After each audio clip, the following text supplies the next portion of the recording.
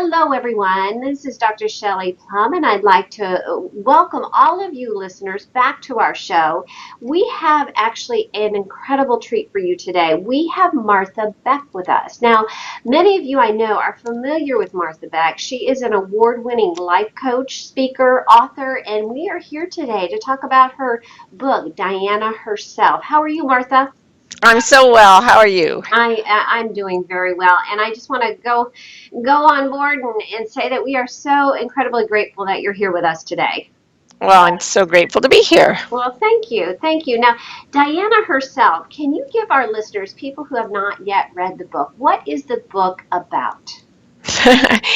It's a story about a woman and a pig. That's what I would always tell people. That's great. I've been writing self-help my whole life, and people would say, "What's your latest book?" It's about a woman and a pig, and then I just leave. No, it's about. I have, as I just said, written self-help all my life, and it's about like going inward and finding your own truth and so on. And I realized at a certain point that when you did that, really quite magical things begin to happen to you.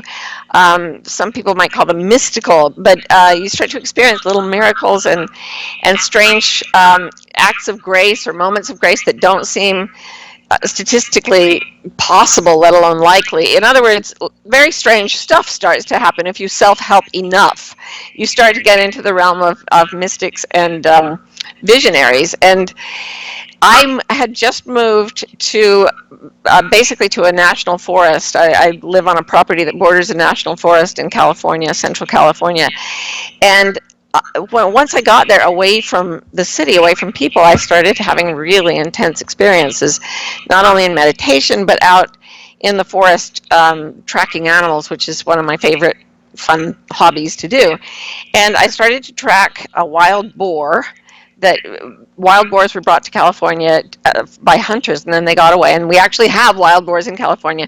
All of this is a very long way to say that I wrote a book about a woman who awakens by pulling away from society, by going into her wild origins, and by encountering the kind of magic that comes to each of us if we're willing to invite it with real genuine openness and a search for our own purpose. So it's about a woman waking up, basically. Oh, that's wonderful. And I know that, at least a lot of our listeners and our viewers are looking for that little, speck of hope or inspiration to wake up. And I'll just share a little my background. I grew up in Washington State. In the nature, camping and hiking, and you and I have a common affinity for nature. I will tell you that. So, one thing that I really love about the book, and I think our viewers would be intrigued to know, is you really talk a lot. Well, you speak to miracles, and miracles are not just a freak accident. Those miracles, if we look around us, are really commonplace. Is that correct? Yeah, and I also, I believe very firmly in science. I got a doctorate from Harvard, and I really believe in the scientific method. I just happen to believe that reality is far more mysterious and intricate and wondrous than our science so far allows us to describe. And so when you get to the limit of that, you start to experience things that aren't familiar to our culture. But if you look at other cultures, they happen all the time. I've talked to South American shamans who routinely go out and have conversations with animals that change their lives. It's just not a big deal for them. Yes. So our culture has lost a lot of this, and we call it a miracle, we call it magic, but it's not. It's just something science hasn't yet discovered. Right. Our science. That's very interesting. And, actually, it's funny. I did interview, you just mentioned a shaman, and I interviewed one, and you know what, just the perspective and we dove into spiritual animals and what they mean, and that plays a big part in your life. Am I correct? Yeah, it really does. And it always has. I mean, from childhood, I've been obsessed with animals. And I think a lot of people are. And there's a saying attributed to Chief Seattle, though it was really written by a white screenwriter in the 1970s. When all the beasts are gone, man will die of a great loneliness of spirit. And I think that a lot of us, we live in a loneliness of spirit brought on by the segregation of our species from the wild. And so that's part of, when you read stories about people sort of waking up, becoming enlightened or whatever, one of the first things they do is go into nature, because nature is the great awakener.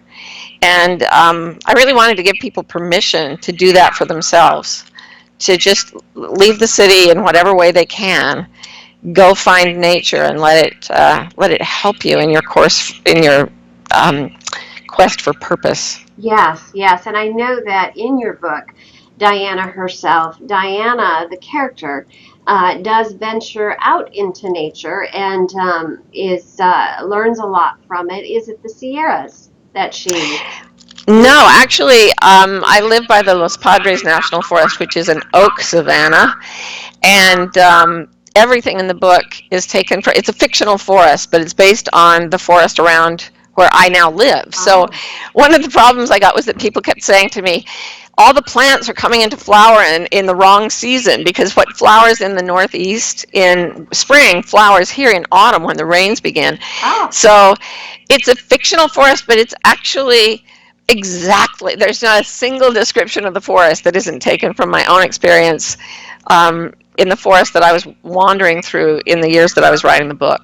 Right, right. Well, you know what? I'm a writer myself, and I must know, Diana and Martha, how similar are they?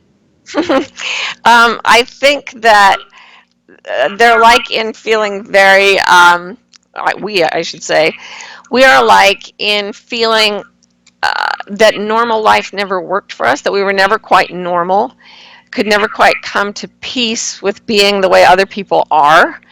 And we're always seen as sort of odd, very odd. A lot of the quirks I described Diana having as a child were quirks that I had. I always carried weapons. I was always like, I was a cage breaker. I was always running off in search of animals. So I based a lot of that on myself.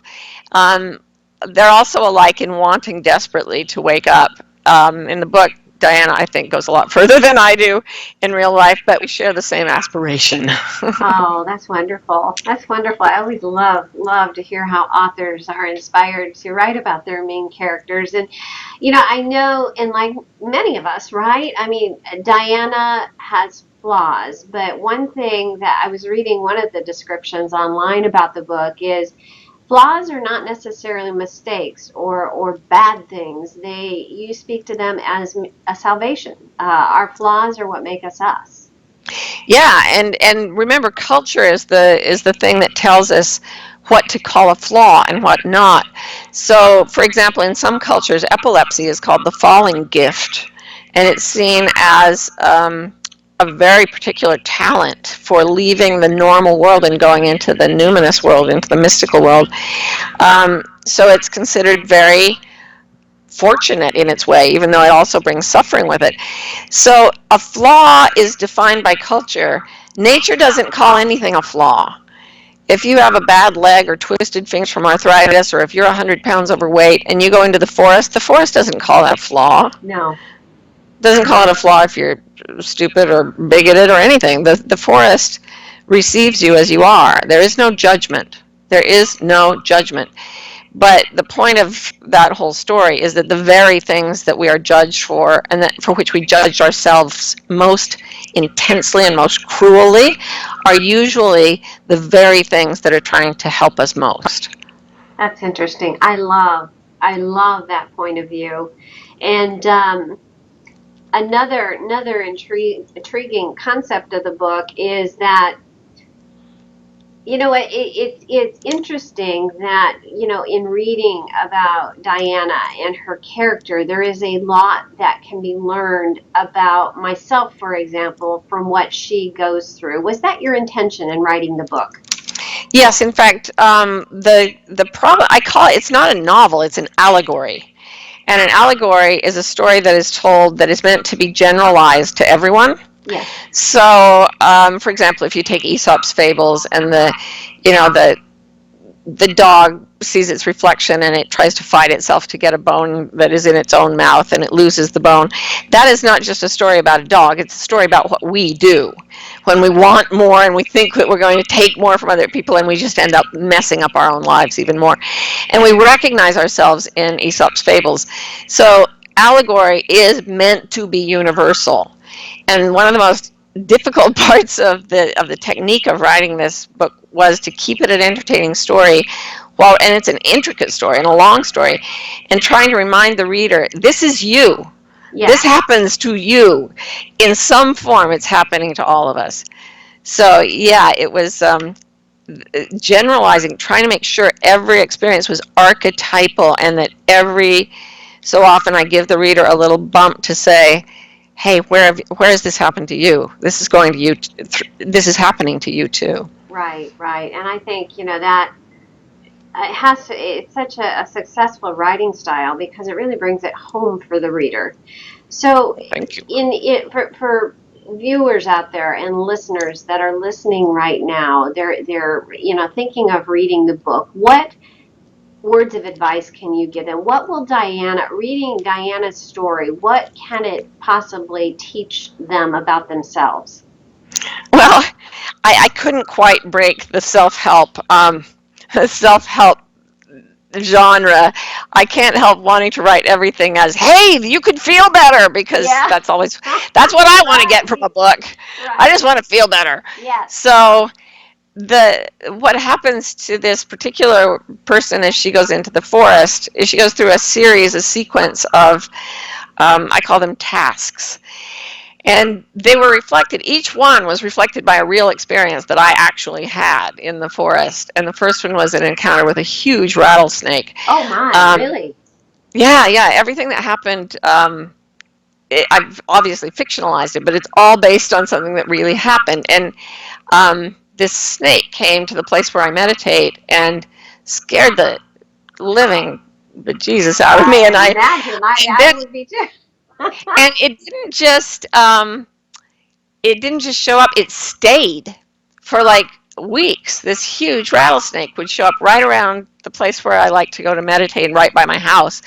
And after a while I was thinking, why am I seeing this snake all the time? Like, is there a message? And immediately I felt my mind like open to something. And I realized, oh, this is part of my task in life. I have to be comfortable with my own fear.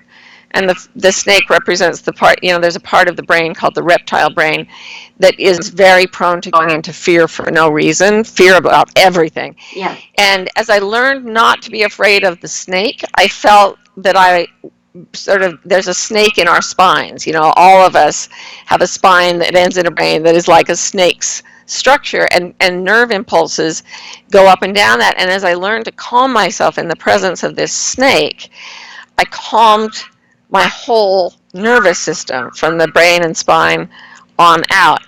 So that became the first task. And then new things unfolded. And there are ways we're all being invited to become relaxed with fear. There are ways we're all we're learning to open our hearts, which is one of the tasks. There are ways we're all learning to use language not to destroy ourselves, but to open ourselves to compassion. And all of these things in order became the tasks. And I put a little guide at the back, almost like a self-help guide for how you can go through the same experience that the hero or the heroine of the book does. Oh, that's incredible. That is incredible. So for listeners out there who are listening to our conversation and they want to purchase the book, or they want to contact you, maybe ask a question, see where you're speaking next, where would you point them?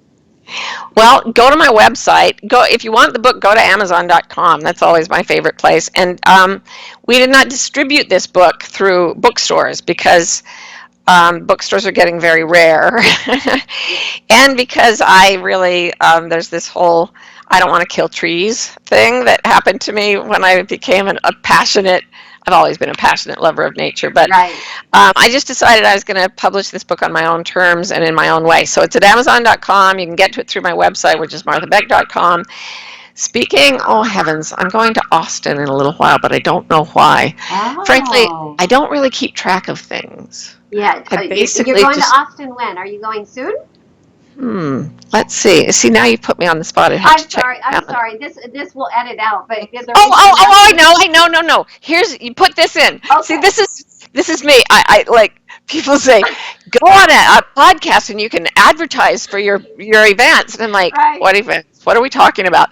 Yeah, I'm doing something in May in the Rocky Mountains of Utah, and it's called the Leap Retreat. And it's about Oh. going into nature and taking a quantum leap forward in your own, you know, development. And it's 4 days of doing exercises that are very similar to the ones in the book, some of them, and some of them are quite different.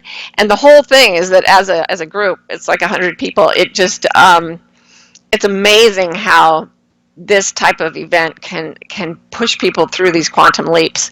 So look on my website for the Leap Retreat if you Elite. want to come hang out in the forest with me. It's going to be a Oh, fun thing. that would be fabulous. That would be fabulous. Well, I'll tell you what, on behalf of our entire team here, we just want to thank you for joining us. This has really been enlightening, and we commend you on all that you are doing. And if you're ever in South Florida, we will get a group together for you if you want to stop by. Okay, fantastic. Thank you Oh, so much for all your good work. oh, well, thank you. And for all you listeners out there, this has been another edition of From the Hip. This is our talk show. We will be in touch next time. Thank you. This is Dr. Shelley Plum.